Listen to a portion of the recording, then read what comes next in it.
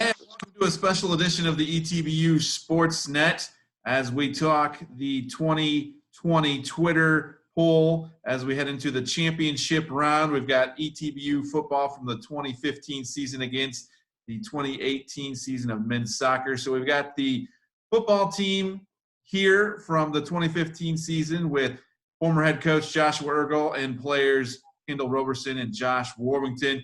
Guys, just kind of, we'll go around here. Tell us where you're at and what you're doing right now before we jump into the questions. Coach Ergel, why don't you go first? I'm up here at the University of Kansas. I'm the recruiting coordinator, tight ends coach over here, and our family's been here going on. This will be our second season here. So we're really enjoying the Midwest in Lawrence, Kansas. My wife, Kristen, and we had two girls there. We had Courtney and Landry. Courtney's about to turn 9 beginning next month, and Landry's 7. And then now we got our new addition since leaving Marshall is a little boy, Stallings, who's 3 years old. Kendall, what's going on in your life? Not much, man. I'm out here in San Angelo, Texas, currently working in construction. I'm a senior safety manager for HCS Renewable out of Austin, Texas. Everything's been going great. Wife is doing great. My 2 little kids, Jada, she's 5, and Jace, he's 1, and everything's good on my end. Warrington, where are you at now and what's going on in your life? I am a mortgage loan officer for Eastman Credit Union. I've been here since November of 2019. I finished my last year of coaching in 2019 and then transitioned over to mortgage lending after that. So I got married last August. Been married now for going on 9 months. I'm my beautiful wife, Amber, and, doing great, living in Hallsville, Texas still. So, living life. All right, guys. Sounds like things have been going well since the old ETBU time. So let's just jump right in the 2015 season. Talk a little bit about that season overall before we get to the championship game. And 7-3 overall. Some big wins on the season. Coach, just kind of talk first. You lead the way. Talk a little bit about that season and what it meant to you. That season is one of my favorite all time. The 3 years that we had there in Marshall, Texas, and East Texas Baptist was the best 3 years of my career. I just really enjoyed the young men, enjoyed the town, I enjoyed the school. Just the atmosphere that we were able to enjoy there is unlike any other. And so just very, very blessed to have been there and to be a part of that program, much less be the head coach during that time. But that was a special season just because we had great continuity in our coaching staff. I believe that was the best group that we had as far as assistants. And in our 3 years there, the continuity, the carryover from the year before, as a staff, you could kind of see us going into that year just gelling already. It was a year that when we first stepped on campus and we kind of put a plan in place of trying to turn around the program, that was a year we had kind of pointed to. And we were trying to build towards that season as far as the way we were recruiting and just kind of the age of 2 of the guys that we have sitting in front of you today. But our team as a whole and just kind of how we were building that program. And I think that the character on that football team has really put it over the top. Those guys love one another, and the relationships they formed that year, you could see that building through the previous couple of years. You can see those guys really lean on one another and what they meant. You can see that nowadays when these guys get together and start talking, they talk about the names, they talk about the relationships, and they got funny stories from the locker room, from the games, clowning on coaches and stuff like that. It's all about the relationships, and it's about that group is a special group. We had 26 young men give their life to Jesus that fall camp. And it was just a time where you kind of see it just coming together. We created a time of a little bit, had a hurdle of adversity in fall camp. And we used that as an opportunity to grow together. And I think that was a springboard for our season and drawing together. And every hurdle that got put in front of this group, they were overcomers. They had made up in their mind that there wasn't anything gonna stop them. The first question I'd ask them right when we walked in that door, that first team meeting 13, was, "What's your ring size?" And those guys grabbed hold of that, and they were that senior class was not going to let go of that, and they weren't going to walk out the door. And this season just became one of those that was just a blessing to be a part of, one of those that you'll never forget. And it really was something you'll cherish the rest of your life. Kendall, your thoughts on that 2015 season? Yeah, just to back up what Ergo was saying, that time it was a life-changing experience, for the players and especially for myself in growing and maturing. I feel like that class of players and that coaching group and just the ETBU atmosphere at the time, it was just unmatched. It was something that, you're definitely going to cherish and something you hold on to, here 5 years later, approaching 5 years later, we still communicate, we still talk. Josh and myself and a whole bunch of other players, we have group chats that we all talk with. Ergo, myself, a whole bunch of us, we're still in communication. And that bond that was built 4+ years ago, that's still intact. That was a remarkable time for everybody. And, just some of the players and just the fans, that atmosphere and the belief system that we had, everybody, we came together, and that's something it's stuck with us. And, the ring size, what Ergo said, that we believe that, and we fought for that because we seen that we had coaching and leaderships, and everybody was just on the same page. That kind of motivation and drive, it's hard to find that collectively. And so, for me, it's kind of different, talking about it now. It's been a little while. It feels like yesterday. And so myself and everything that we've been doing pretty much over the last 4 years, we always kind of reach out to each other, and we're very appreciative of everything these coaches did, and the whole atmosphere from everyone at ETBU. Josh, you were QB1 that year. 3 years of your career you were, but just talk about that season and what it meant to you. Yeah, I mean that's a season that I'll remember the rest of my life. I mean, not only just because we won the championship, but I mean, that whole team was a family. I mean, Kendall, me and him talk regularly on a daily basis, just about every day, and just the brotherhood that we had in that team is unlike any other team I've ever been a part of. Some aspects of that season, there was, like Ergo said, there's some hurdles that were thrown our way early on, and we overcame them, and then we drew together very quickly, and we got through it all. And one of the games that really sticks out in my mind the most from the 2015 season is Southwestern. We go down to Georgetown, Texas, and we find ourselves trailing in the fourth quarter with around 4 minutes to go. We put a winning drive together, and then we hold them on defense. And, we had to come back from behind. And that kind of set the tone for the rest of the season, was that game in my mind, because that's the first time we had to face adversity in a game, as a conference game. And we came back from behind, won the game, and it kind of set the season right there. But like I said, our coaches did a fantastic job putting our players into positions to make plays.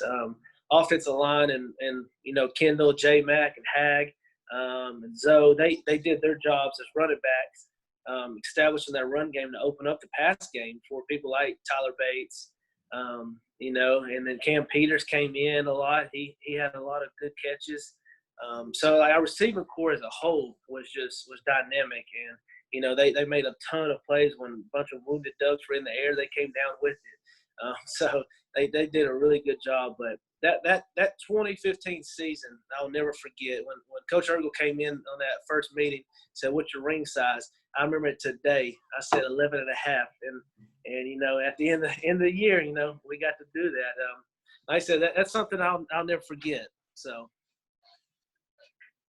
Well, it's great to hear about that season, but with that season was with many great games. One of them that stands out is Rivalry, the Claw. It had been 7 years, I believe, since ETBU defeated Louisiana College. And in 2015, you guys brought back the Claw, won it in Marshall. I think it was a 10-point win over LC, and they haven't taken it back since. 5 straight wins over Louisiana College. Started that season. Talk about that game and what it meant. Coach, first starting with you, bringing back that rivalry and making it mean something to the program. Well, that was a program that in Louisiana College that was the first one we had to go chase down. We viewed them as one of the top three in our conference that we were trying to get in touch with or trying to chase down and trying to catch up to. And recruiting-wise, they were the furthest east school. And so we were recruiting a lot of East Texas and trying to build a fence around East Texas and the players and keep all them at home. We were also trying to get into Louisiana and northern Louisiana especially, and they were recruiting a little heavy over there. And Josh just mentioned several of the players that we have from Louisiana. They were exceptional players. Xavier Dayers, Dominic, and Chase Soyka. We were getting big time players from over there, and that was one of the schools that we were chasing. And everybody needs a rival, and they had been our rival for a long time. And when we first got there, we were trying to get the game, put back in Shreveport and played in that and were there in Independence Bowl because how important the rivalry is to each sport team and our football team, our football program, just to try to go and try. Anytime you play for a trophy, it's just such a big deal. Well, they would typically bring that trophy and they'd put it on the 50-yard line, and so we had seen that 2 years in a row. And we used that a little bit in motivation off-season conditioning. And so we would bring that topic up quite regularly. And on Sunday, I just remember making about 200 copies of a picture of the claw, and I put it everywhere I could put it. And I didn't let any other assistant do it. I didn't ask anybody to help. I taped one up in every single locker. I taped one on the front and back of every door. In the training room, you name it. And all we were talking about was going to win that trophy because it was a trophy game. We were going to play. And, you mentioned they haven't taken it back. And that's one of the greatest things and one of the biggest compliments to these guys, to guys like these who are leaders on that football team, is they set things in motion that haven't changed. They haven't had a losing season with ETBU football since that year. They haven't won that claw since that year. It meant something. It was built the right way. These guys invested in their program and built it the right way from the inside out. A player-led program that sacrificed so much and worked so hard, countless amount of hours, in season and out of season, that really allowed us to springboard off of that season and take, that football program as it hadn't been before. But that game was a big game. I agree with Josh. The Southwestern game, it was huge for our conference, because we came back in a late game and made plays in all three aspects of that game to really flip it around. But to bring home a trophy, and I remember Miss Sharon Hall going, "That is the ugliest trophy I've ever seen." And I said, that is the most gorgeous trophy I've ever laid my eyes on, and wouldn't let the thing go for like 2 days. But anytime you can play for a trophy and give those guys a visual, hey, listen, we can do it right here at East Texas Baptist University in our football program. It can be done. And that was kind of that was another step towards winning the championship. Kendall, talk a little bit about that game and what you remember of the win over LC. Yeah, so a couple of things stick out about that week. And, of course, we're all, past that time right now, so we can talk about it. We actually ran off the practice field the first week, the first day. We were not ready. We were not doing what we were supposed to be doing. We were not taking care of business. And Ergo made sure, and not just him, all the coaches, Walden, Grimes, they were not going to let us give any less than 100% on that practice field. And that opened our eyes. That right there. Let's go ahead, Word. Hey, not only did we get ran off, but we restarted practice. So I'm dying over there doing quarterback drills for another hour. Like, y'all don't realize that. He killed us. Hey, to Coach Walden, Scotty Walden. I haven't done an up-down since I left ETBU. There was a standard to how we were going to practice, Adam, and these guys are just referring to the fact that we walked out there with not in the right mindset, and we locked in a little bit, and Absolutely. needed a fresh reminder that we practice a certain way. We were held to the utmost standard, and all jokes aside, it was something that was eye-opening. You know, what Erlen Warble was just saying, you know, we had X Gray and X Davis. One of his plays sticks out the most, you know, and we all know which play that is. He's guys like that come out and make plays. Our defense was something serious, you know. Bryce Hale was the most quietest guy, but this guy, if you watch that film, that guy is absolutely everywhere. I got to speak with David James last night or 2 nights ago, and you know, just keeping up with all these guys. We still talk about those times and practices and everything that you can kind of recollect and you can kind of draw from everything that we had going on at the time. It was just everything that was striving for excellent, being the best people that we can be on and off the field. And that expectation was nothing less for us. We had a challenge in front of us. We accepted it. A play that sticks out in my mind, definitely another one would be TB. I watched TB. TB was the most nonchalant guy. That guy is the ETBU GOAT. That guy is something else, man. I watched this guy take a bubble pass that, you know, I thought Ward was going to be, you know, nice to me and hand it off. And, man, I seen TB took a bubble play that I was like, oh, my goodness, this guy is serious. Tyler Bates is by far him and Jordan McNeil. That is the best play of my life. When he hurdled a guy from Texas College, I'd probably text him probably once every 2 months about that and say, that's the play of the year for me. I can't get over that play. That is people I don't showed my realize kids that that on really. the athletes that were on that team, but Tyler Bates, it doesn't matter. I've coached him on every level of college, and he's the most natural pass catcher I've ever seen in my entire life. Absolutely. Tyler Bates, his hands, how smooth he is with the ball, and his ball skills is beats anything I've ever seen in my life. That's why he's still playing baseball and messing around trying to play football still. But he's unbelievable. Was catching the ball, and Warburton connected with him for 3-4 years and broke every single record until we just kept recruiting, kept backfilling people. But Tyler was the first one to break all those records and set the standard for what it meant for a career wide receiver at ETBU. Ward, what do you think about that game? What do you remember? I remember that week. You know, it was a different mindset that week. I know early on, we got kicked off the field, had to restart practice. From then on there, it kind of changed the whole momentum of that week. You know, that we're playing for, you know, a trophy at that point. You're playing for pride, for your state. You know, you're playing for the claw, for, you know, it's a big deal. It's a rivalry that, you know, and ETU hadn't won it for 7 or 8 years at that point. You know, in 2014, we lose at LC by 3 points. We're winning late in the game. They come back and have a winning drive. They ended up beating us by 3 points, I believe is what it was, in 2014. So we were right there. But in 2015, we just kicked into another gear. We knew we weren't going to lose that game. Late in the game, you know, we're back and forth. Dominic Haggerty takes one all the way back on a kickoff return. And that set the tone for that fourth quarter. I think it was midway through the fourth quarter, is maybe a tied ball game or something at that point. He takes that kickoff back. X Davis takes their quarterback out on a trick play that he sniffs out, and takes him out of the game for the rest of the game, and it messed up their whole confidence the rest of that game. All I remember from the very end of that game is I believe I took a knee to seal the game, and all I look over is Tyler Bates and Kendall sprinting across the field to who's to be the first one to grab the trophy from over there. Because when they came out and set that trophy on the 50-yard line and taunting us saying, we're on your turf and we're going to take it away again, it changed the whole mindset. Right after we won that game, took off. It was a race who was going to get there and get that trophy. And we lifted it up. You know, we took pictures with it afterwards. I had it in my locker for a good hour and a half and just sat there and just sat next to it after the game.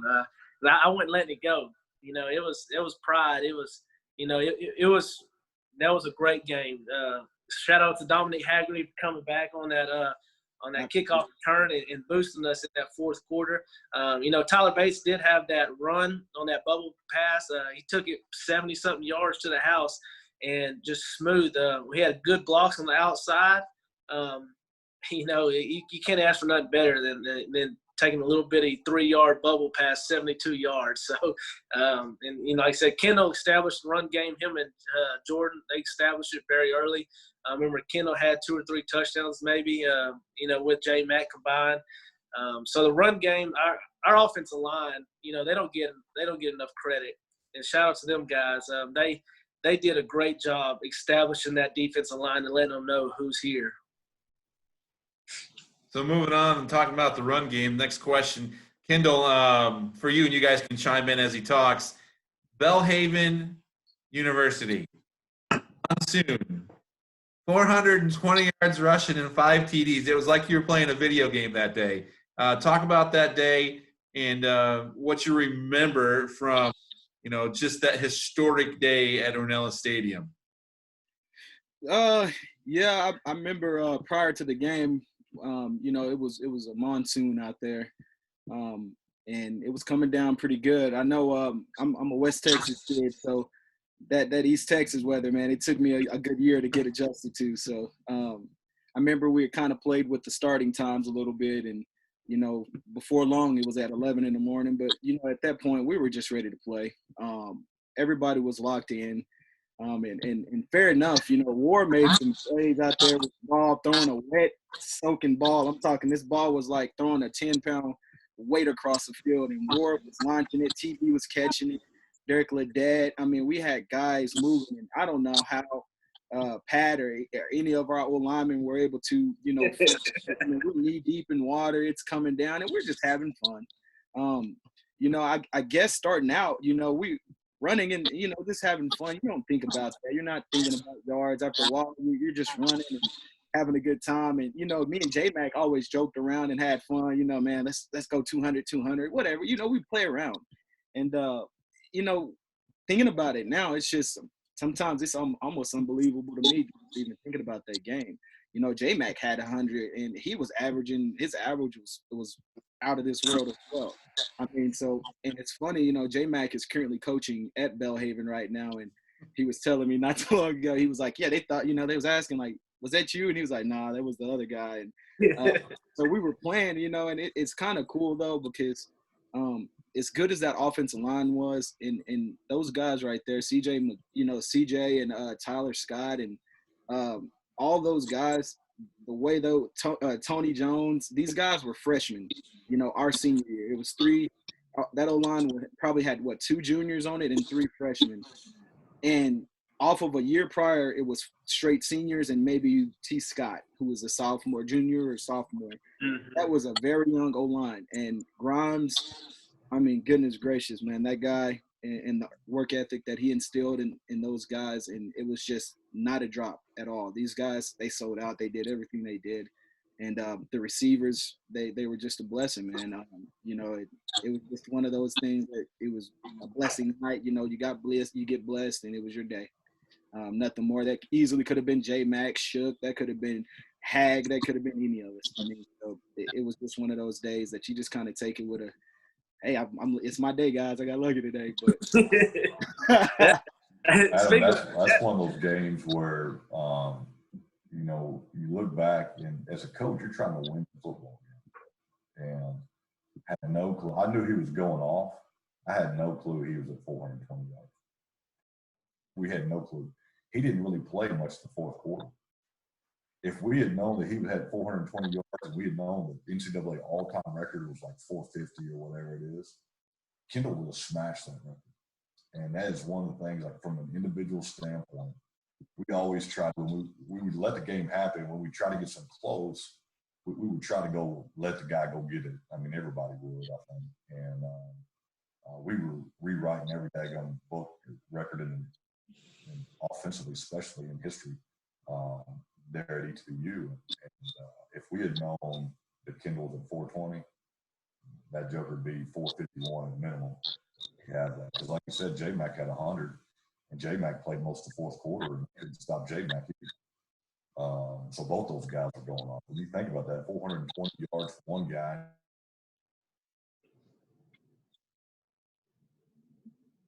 But it was one of those days. It was that was Hal Mummy as the head coach over there. We were scared to death defensively because they had a transfer quarterback from SMU. And he was getting a lot of preseason love, and so we We were trying to stop the pass game on the side, and they just kept throwing incompletions and giving us the ball back. And it was Kendall's day, and it was showtime. Well, Shout out to Tyler Bates real quick, Ward. Tyler Bates took a punt return to the house with no grip in the rain. That's Tyler for you. Anytime I say something about anything, Tyler, I will incorporate Tyler Bates in there somehow. Speaking of that as well, a couple of times that you didn't get to run, I pulled it and threw a little bubble or a little out route to Tyler. I couldn't really grip the ball, so I threw it like this. I just flicked it out there to him. I just tried to get it out there. They were stacking the box. They were stacking the box, 8-9 guys, and just going one-on-one. So for Kendall, to break 6 tackles for a touchdown or, something like that, it was amazing, especially because our receivers, shout out to our receivers for that game. They're the most unselfish people because, in a game like that, they're not going to be catching the ball, 9 times out of 10. So they had a block, and so you got X-Gray running across the field, coming to make a block to get in front of his guy because the corners knew a run was coming, so they're cheating in. He's running across the field to get in front of a guy so Kendall can break another long run for a touchdown. When you see it on film, but you see him coming across the field to get in front of a corner just so Kendall can have a lane to run. And it happened multiple times. That's why he ran for 400-something yards. And then J-Mac got in there and ran for almost 200. It was like 150, 160, something like that, So, just to establish the run, and we did it early. It wasn't like, we had to do it late. From the first play, we established the run. That's, speaking of that, shout out to Kendall. He caught a long run against Howard Payne. We're in the locker room jumping around before game time. Not always, but on that one, for some reason we did. Kendall walks out there and says, "Hey, first play, I'm taking it to the house." I said, "No, I'm going to pull it and throw it." So, I handed it off, and he took it 62-something yards to the house. And, shout out to him for calling his shot on that one. And, and speaking of which, we established a new play that game as well.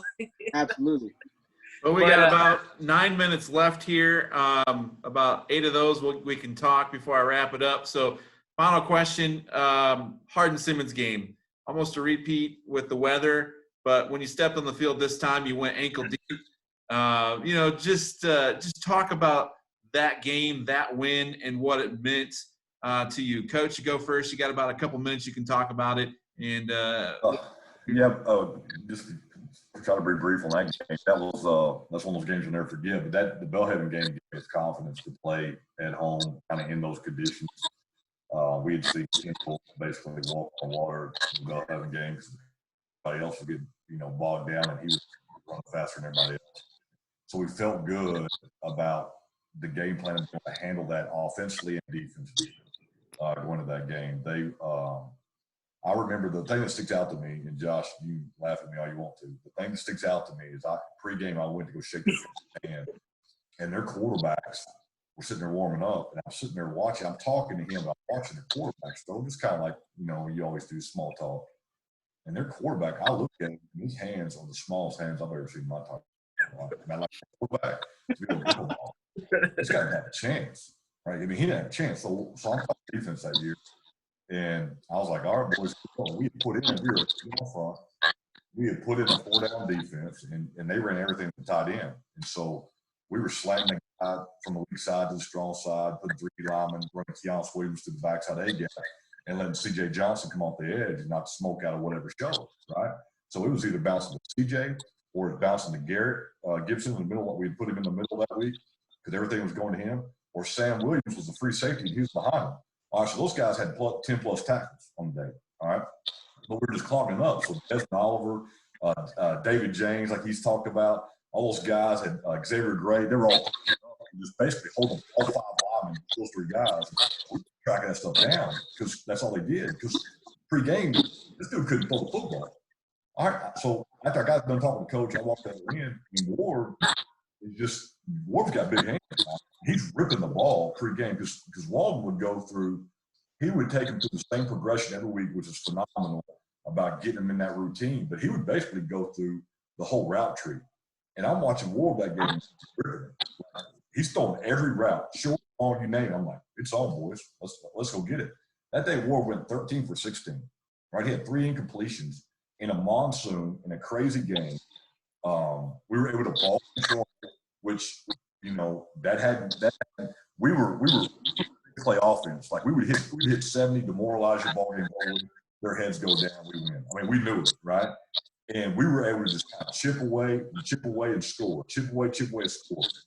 If they would pack the box, Ward would hit a bubble to T Bates, or he would control the box. And we started marching that thing, and they couldn't really guard. They're sitting there having to punt it, and electric wide receiver. They were running of yards offensively, and our defense was able to really just kind of clog up their run game on the front end, and that was my most proud game as a football coach. I'm sitting there as a head coach, and everybody on the field had their best game that day, and they were playing for that ring. We knew it was on the line. We were down at halftime and had to come back, and that was one of those special games where you just looked around the locker room, coaches, players, everybody was on. And that was a special game. All right, we got about 4 minutes left. Kendall, add something. Josh, add something real quick. I'm just gonna say one thing. Sorry, my bad. My phone started ringing. Cody Gandhi, I got much respect, much love for him. That guy right there is the MVP of that game in my eyes and my heart. I mean that. Cody Gandhi was he was the game changer, and all year Cody Gandhi had his impression in every game, along with Ledette on the block end and X-Ray, that offensive line, and absolutely everything that Ergo just said. I'm 100% with it. My vote's on Cody Gandhi, baby. I just got a couple quick things. One, real quick funny story. We're driving down towards the scoreboard. We get all the way to the goal line, got 3 yards. It's a 2nd and goal. I hand it off to Kendall. He gets to the 1 and gets tackled. I stand over the top of him and is yelling at him and screaming, quit playing around and get in the end zone. And he's like, because that's a 20-play drive that we just put together. And I'm nickel and diamond, everything. 20 plays, Kendall was in the whole entire thing. And I look at him, he's laying on his back in the mud, and I'm yelling at him, get in the end zone. He just looks up at me, can't breathe, can't talk. He just kind of smiles, and next play, hand it off for a touchdown. And then, late in the game, Cody Gandhi comes in. We run our H-pop, and he's a 6'3", 300-pound offensive lineman running through the hole, and the safety just avoids him. And I just throw a decent pass over the middle. He catches it and drags people 30, 40 yards. That was the winning drive.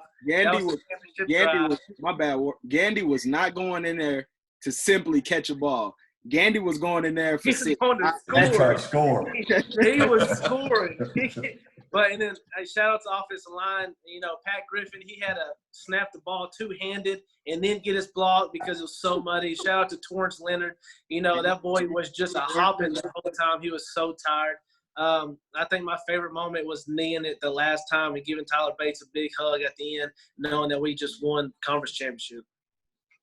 Yeah, that's one of the things we start the video off with when we made it, in 2016 was your knee there to end the game in the muddy mess. But guys, thanks for visiting with us today. Tell everybody to go vote on Twitter today, starting at 5 o'clock. Go ETBU Tigers against the 2018 men's soccer team. They'll be up for 24 hours. Maybe we can get you guys another championship social media-wise. Coach Ergel, Kendall, Josh, thanks for talking to us today and being a part of history, taking time out of your quarantine time here to share a little bit of your life about the ETBU Tigers. Thanks, Adam. Appreciate Thank you, Adam. Thanks, Adam.